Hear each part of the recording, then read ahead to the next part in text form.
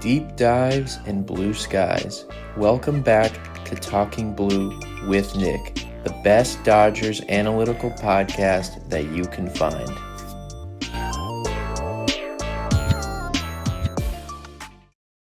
How's it going, everybody? Welcome back to Talking Blue, the best Dodgers analytical podcast that you can find. I'll be your host, Nick. Today's an exciting day because it's our first preview series in a little while. We are previewing the Dodgers-Royals series that will be taking place this weekend in Kansas City at Kauffman.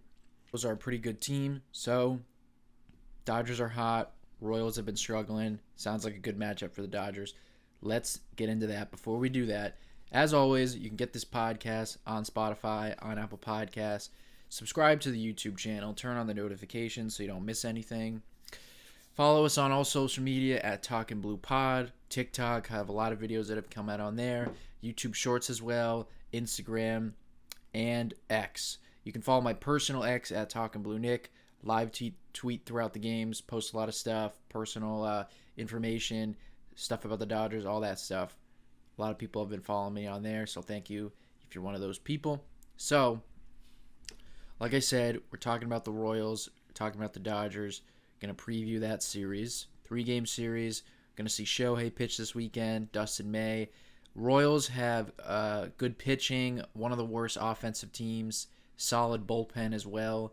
Dodgers are going to see two of their better pitchers. So, let's waste no time. Let's get right into it. So, the Kansas City Royals are 38-43. Currently 4th place in the American League Central.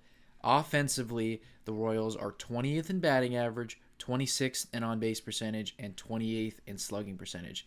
They are second to last in home runs and dead to last in both walks and runs scored.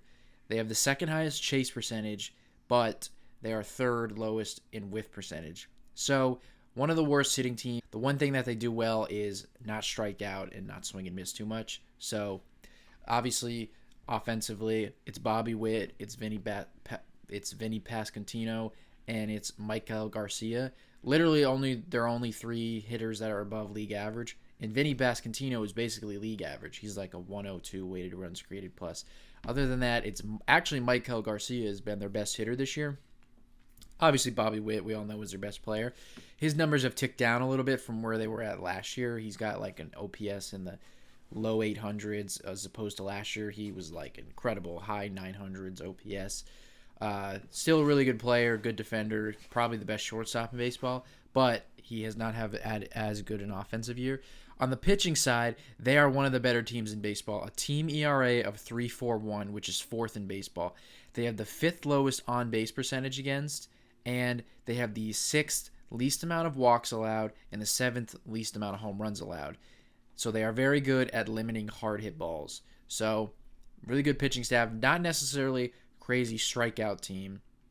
But like I said, limit hard hit balls, keep the ball in the ballpark, and they don't walk batters. So they're kind of an old school team that relies on pitching, some solid defense, a pretty good bullpen, and they'll try to get runs across the board. They have some pretty good speed guys and athletic players. But other than that, they don't really hit.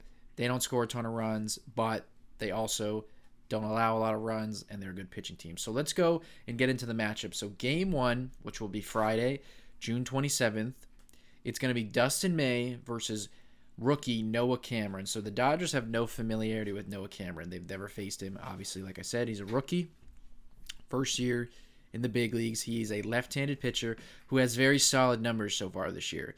So he is not a guy who throws very hard or has overpowering stuff. So he doesn't get a lot of swing and miss or a lot of strikeouts, and he's actually not necessarily elite with his command when it comes to the walks, but he is elite when it comes to barrel percentage. Kind of like Clayton Kershaw we've talked about. He's in the 89th percentile in barrel percentage. So he doesn't necessarily allow a lot of those hard hit balls in the air, stuff like that, leading to extra base hits. Again, that's what a lot of the Royals pitchers do. His expected batting average is 229, expected 386 slug.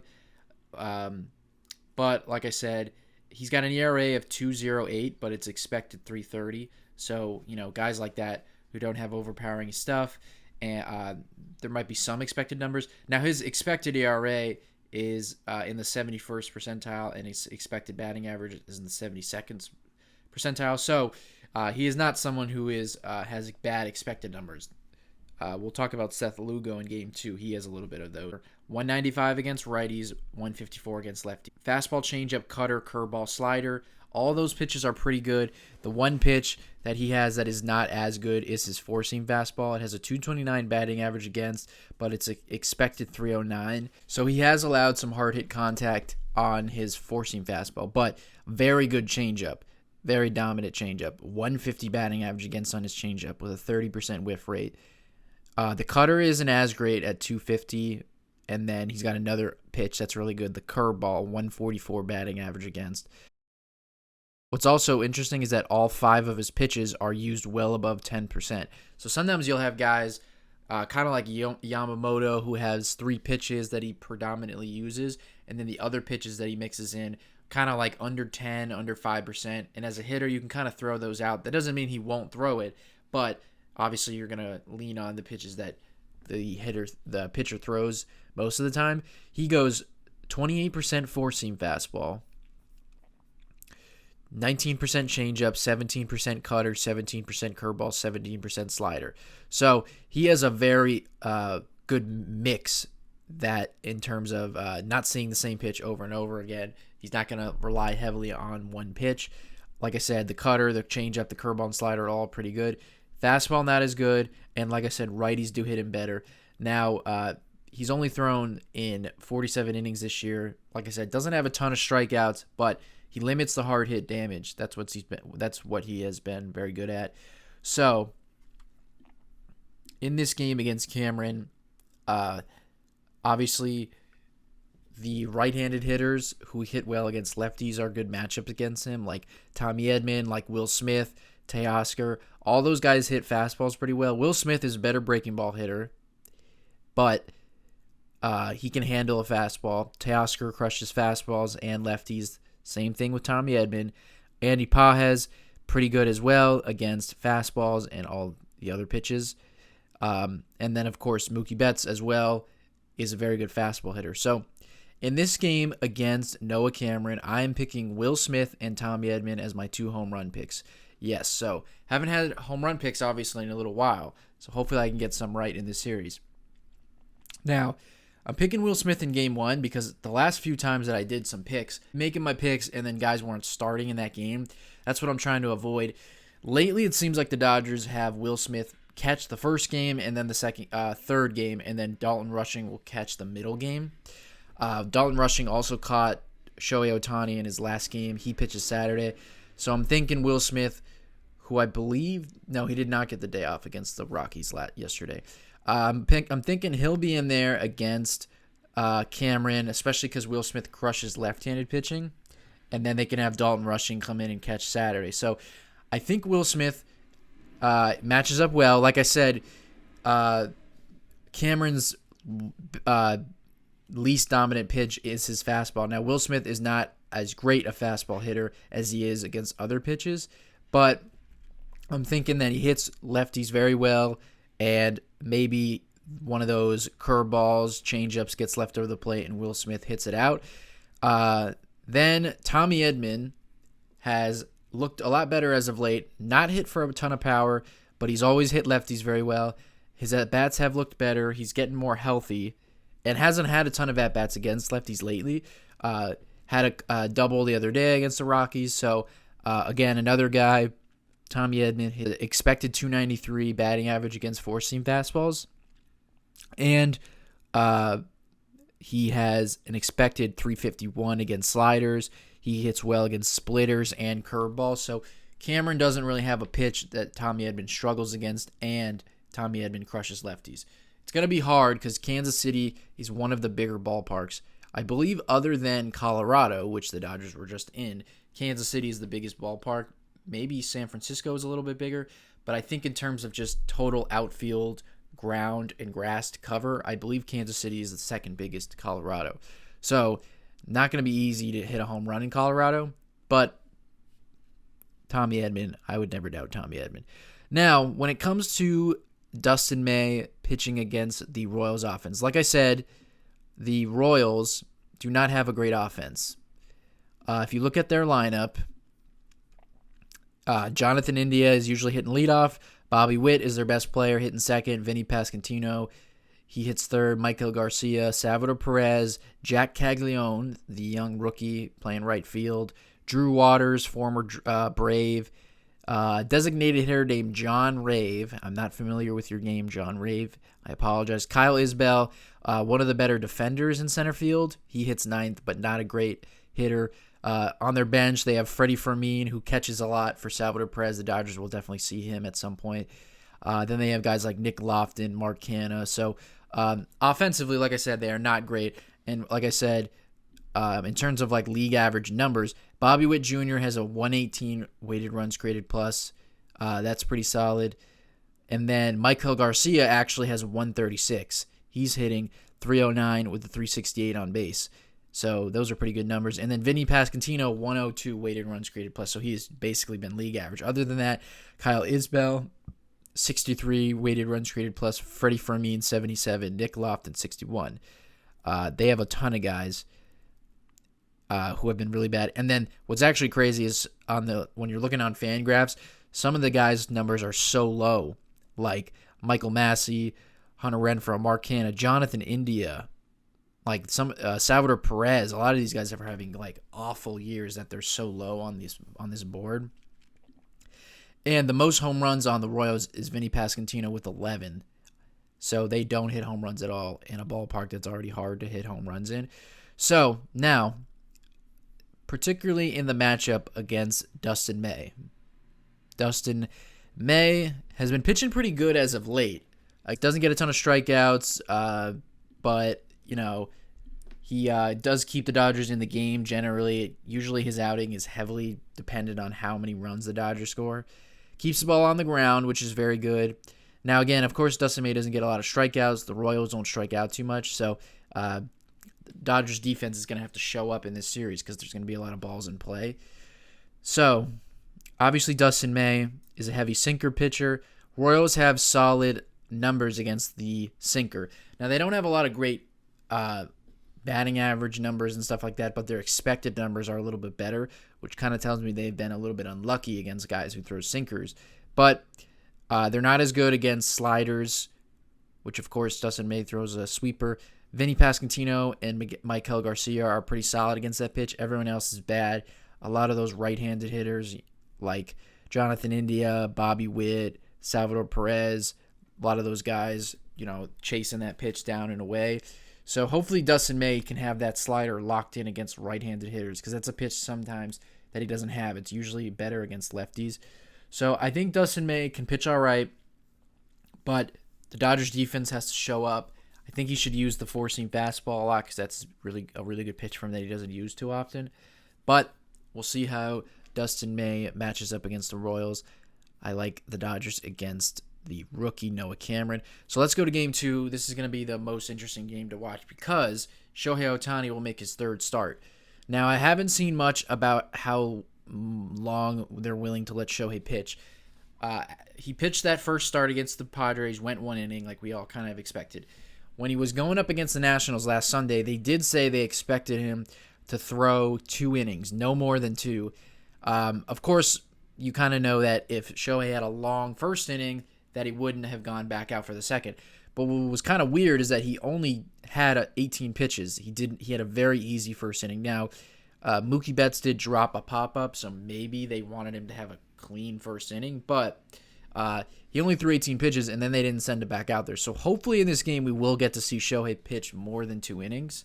Again, I haven't heard much on that, and they're probably not going to say anything until tomorrow, which will be Saturday. I'm recording this on Friday.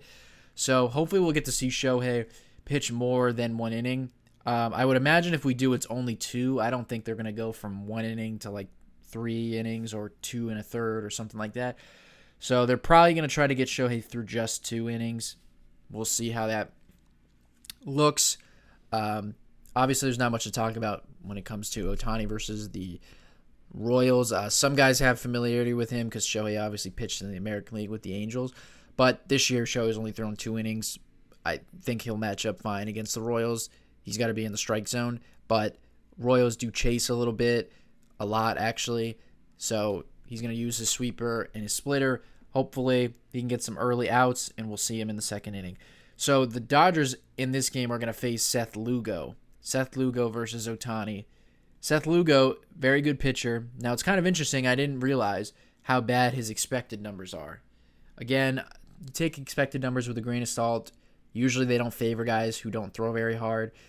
But Seth Lugo last year had an ERA of 3. He was actually one of the better pitchers in the AL. Just as good, if not a little bit better. But his expected numbers are very bad. So he's actually has an expected ERA of 4.69. The expected batting average against him is 271. He does not get any chase or any whiffs, not a lot of strikeouts. Really, the one thing that he does well is limit walks. But he actually does get hit hard. Doesn't keep the ball on the ground as much as you would think for a sinker baller. Doesn't have great extension. Doesn't limit barrels really well. So the one thing that is difficult about Seth Lugo is that he throws a million pitches. I mean, he has 6 pitches, so he goes four-seam fastball 22%, curveball 17, sinker 15, cutter 11, changeup 10, slurve 9, and then after that you can actually count for more because it has a slow curveball 5%, slider 5%, sweeper 1. So, I mean, he legitimately throws 6 different pitches and probably throws more. It's like you're facing Yu Darvish. So Lugo is better against righties, 173. Lefties hit him, 247. Dodgers have a lot of familiarity with him. He's pitched a lot of his career in the National League. Mookie Betts and Will Smith both have home runs against him. I can actually remember Mookie Betts' home run against him. It was when he was on the Padres. It was a Grand Slam, 2023. Mookie hits 429 against Seth Lugo. Mookie is very good against the sinker. He's split in terms of hitting better against righties or lefties, but Mookie is good against sinkers, fastballs, cutters, stuff like that. Not as great against breaking balls, which can be a little bit scary, but he is good against changeups, which Seth Lugo will throw right on right. In this game, I am picking Mookie Betts and Max Muncy as my 2 home run picks. Mookie, I said it, put it out on X. A lot of hard hit balls in Colorado, was getting a bit unlucky. Now, wasn't necessarily elevating the ball a ton, but the swing was looking better. A lot of hard hit balls, hitting the ball hard. I think he has a chance to leave the yard. I think it was 2022, Mookie hitting a home run in Kansas City. Again, it's a big yard, so he's got to pull the ball. But Mookie Betts, I think he's going to heat up in this series. If he doesn't go deep, at the very least, I think he's going to heat up and get a lot of hits, start to get those numbers raised up a little bit, get that OPS up. Max Muncy's been locked in, of course. Hit a few home runs last week. Again, way better against righties. He handles sinkers well, fastballs, as well as changeups. So I like the matchup against Lugo. When you look at a lot of the pitches Lugo throws and the batting average against those pitches, his four-seam fastball has an expected batting average of 271. The curveball is expected 355, sinker 273, cutter 303, changeup 280. Like all of the expected numbers are way higher than the actual batting average. Especially, like I said, the curveball and the cutter. The curveball gets hit around a lot. But not a lot of Dodgers left-handed hitters hit curveballs well, like Freddie and Shohei. Will Smith's a very good curveball hitter as well as Andy Pajes. But I don't think Will Smith will be in the lineup for this game. So maybe they will have Will Smith in the lineup for this game because he has good numbers against Seth Lugo. But that's what I'm doing. Muncy, Mookie. Now, and then I already talked about Shohei, so we'll see how that looks. Hopefully we just get to see him for, more than 30 pitches or something like that, more than 2 innings, or more than 1 inning, I should say. So let's go to game 3. Let's keep it moving. As of now, the Dodgers do not have a starter announced. I would imagine it's some sort of bullpen game. Jack Dreyer opener, Justin Robleski, maybe Ben Kasparius, something like that, although they usually use Kasparius when Shohei has been pitching. Now, they are facing the Royals' best pitcher, Kris Bubic. Bubic, maybe if you don't know, left-hander, 27, has come out of the bullpen throughout times in his career. Came back from injury last year, so they didn't use him in the rotation. Put him back in the rotation this year. He's been one of the more underrated pitchers in baseball this year. a 2.18 ERA. In 91 innings, he's got 96 strikeouts. If you look at his Baseball Savant page, a lot of good numbers. He's one of the best pitchers in baseball when it comes to getting chased. He gets a lot of swing and misses out of the zone. That's because he's got a very good four-seam changeup mix. One of those kind of deceiving four-seam fastballs, kind of like an upshoot fastball from kind of like a low arm slot, kind of a funky arm slot. Four-seam fastball, and then he's got the very good changeup. He also throws two sliders, a sweeper and a slider, and he'll mix in a sinker. So the fastball is not as dominant as I thought. It's 254 batting average against, 30% whiff rate, which is good, but the changeup is 134 with a 39% whiff rate. Also the sweeper, 194. Slider's not as good as at 255, and the sinker is actually 364. So Bubic is a reverse splits guy. Again, that is because he has a very good changeup. 221 against righties, 240 against lefties. So lefties hit him a little bit better. Now, Dodgers have seen Bubic before. Shohei and Kike both have home runs against him and have some solid numbers. Like I said, reverse splits guy. So I still like the matchup for some right-handed hitters. Teoscar Hernandez crushes sinkers. Mookie, those guys are better against lefties, and they're good against sinkers, as well as Tommy Edman. Andy Pages is actually not a good sinker hitter, but he's good against fastballs.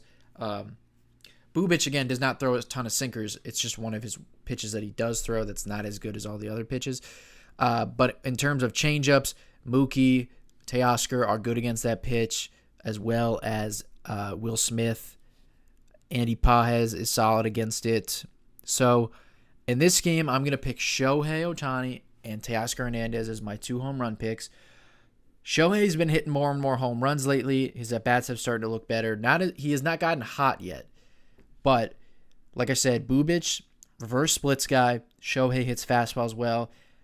I'm interested to see if Bubic will throw the changeup left on left. That's usually not a pitch you see a lot. But when it's your best pitch, maybe Bubic does throw it against lefties. And I'm thinking he tries to get in on Shohei with a fastball, something like that. Leaves it out. Shohei hits it out into that bullpen in right field. And then Teoscar, like I said, of course, crushes lefties. Good against fastballs, good against changeups. I like that matchup against Bubic. Now, again, Bubic, interesting guy. Doesn't have overpowering stuff. His fastball is at 92. But again, he's in the 80th percentile in whiff percentage, 75th percentile in K percentage. Doesn't walk a ton of batters. Keeps the ball on the ground at a decent rate. And he's got really good extension. So kind of one of those interesting pitchers that you look at, not overpowering stuff. He's 6'3", but doesn't throw super hard and stuff like that. But kind of funky, almost like a better version of Tyler Anderson. A little bit different. Tyler Anderson's super funk with that delivery and stuff like that. Bubic is a little smoother, but good pitcher. So Dodgers offense will definitely be battle-tested in this series because the Royals have good pitching.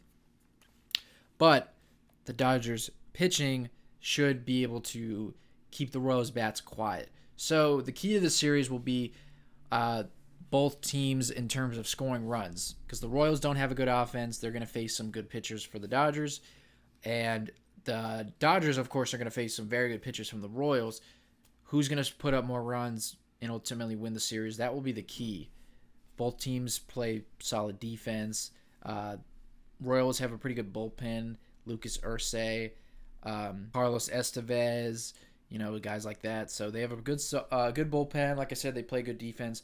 Solid team, but they can't hit. That's why their record's kind of bad, and they played bad as well lately. I believe they were swept by the Yankees recently. Just lost, I think, to the Rays or someone like that. So haven't played good as of lately. Dodgers got to take advantage. They have played very well as of late. I believe the Dodgers are 13-4 in their last 17 games. They're coming off the first sweeping a little bit. Would love to see them take this series in Kansas City. The key to the series will be the offense and putting up runs against the Royals. Good pitching and good bullpen and stuff like that. So that's all I got for you guys. Comment below. Who do you think's going deep? How long do you think Shohei pitches? Do we match up well against the Royals? All that kind of stuff. Give me some predictions down below. We'll see if my predictions come right. I don't think I've made a any predictions since the Giants series a few weeks ago. So as always, thank you guys for listening. You can get this podcast on Spotify, on Apple Podcasts. Subscribe to the YouTube channel. Follow us on all social media at Talking Blue Pod, on Twitter or X, at TikTok, Instagram, all that stuff. Follow us on Reddit at competitive-week8715. It's a weird name, but there's all Dodger Talking Blue stuff all over. You can't miss it. So thank you guys for listening. We will see you guys Sunday to recap the Dodgers and the Royals.